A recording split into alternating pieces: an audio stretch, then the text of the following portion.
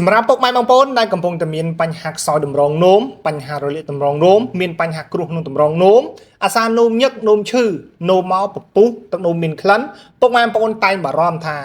ពុកម៉ែបងប្អូនមានបញ្ហាតម្រងនោមតើមានផលិតផលណាមួយអាចជួយដោះស្រាយតាក់ទងជាមួយបញ្ហាទាំងអស់ហ្នឹងបានណាអញ្ចឹងថ្ងៃនេះដែរខ្ញុំបាទសូមណែនាំផលិតផលមួយដែលមានឈ្មោះថារាងសង់តេរាងសង់តេគឺជាផលិតផលរបស់បារាំងសុទ្ធ 100% តែម្ដងសម្រាប់ពុកម៉ែបងប្អូនដែលកំពុងតែមានបញ្ហាតម្រងនោមផលិតផលនេះអាចជួយដោះស្រាយបានដូចជាបញ្ហាដូចជាបញ្ហារលាកផ្លោកនោមនោមញឹកនោមទាស់រីកពីងប្រូស្តាតបញ្ហាគ្រោះក្នុងតម្រងនោមនោមឈឺនោមហួលនោមសាទឹកនោមមានក្លិនទឹកនោមពពុះទឹកនោមមកនោមមានឈាមនោមមកកកបោទឹកនោមខាប់ពុកម៉ែបងប្អូនណាអញ្ចឹងសម្រាប់ពុកម៉ែបងប្អូនដែលកំពុងតែមានបញ្ហាតម្រងនោមដូចខាងខ្ញុំរៀបរាប់ខាងលើមិនថាពុកម៉ែបងប្អូនមានបញ្ហាក្រពីងប្រូស្តាតបញ្ហារលាកតម្រងនោមខ្សោយតម្រងនោម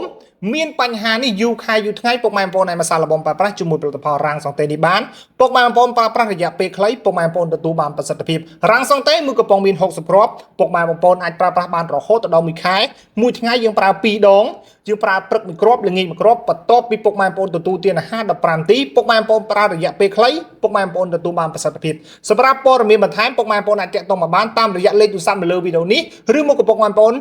អាចឆាតចូល page